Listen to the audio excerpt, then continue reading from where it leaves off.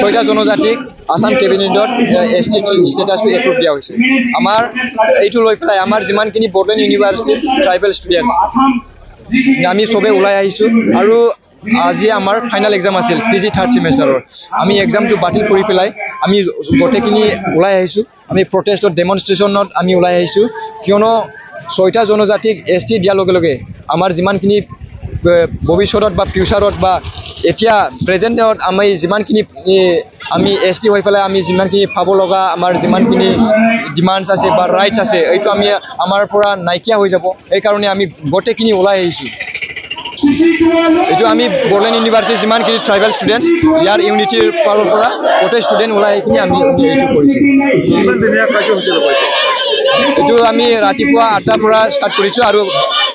12টালৈকে চলিব আৰু ফিউচাৰত যদি অসম গভৰ্ণমেণ্টে নামানে আমি এই প্ৰটেষ্টটো আমি